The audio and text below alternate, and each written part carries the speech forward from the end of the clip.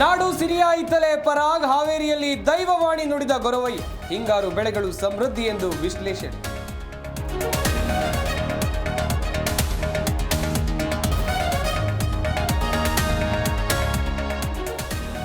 ಐದು ವರ್ಷ ನಾನೇ ಸಿಎಂ ಆಗಿರ್ತೀನಿ, ಬದಲಾವಣೆ ಮಾತೇ ಇಲ್ಲವೆಂದ ಸಿದ್ದರಾಮಯ್ಯ.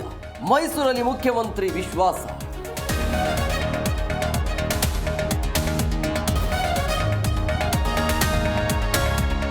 ಸಂಕ್ರಾಂತಿವರೆಗೆ ಸರ್ಕಾರಕ್ಕೆ ಭಯವಿಲ್ಲ, ಸಿದ್ದರಾಮಯ್ಯ ಸಿಎಂ ಆಗಿ ಮುಂದುವರಿತಾರೆ. ಭವಿಷ್ಯ ನುಡಿದ ಕೋಡಿಮಠ ಶ್ರೀ.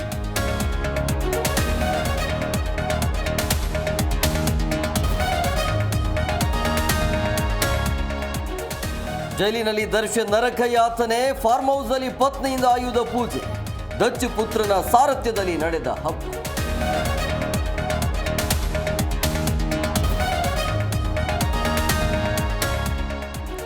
ಭಾರತದ ಮುಂದೆ ಮಂಡಿಯೂರಿದ ಪಾಕಿಸ್ತಾನ, ಏಷ್ಯಾ ಕಪ್ ಟ್ರೋಫಿ ಹಸ್ತಾಂತರಕ್ಕೆ ಒಪ್ಪಿದ ಪಾಕ್. ಐಸಿಸಿಗೆ ದೂರು ನೀಡೋಕೆ ಮುಂದಾಗಿದ್ದ ಬಿಸಿಸಿಐ.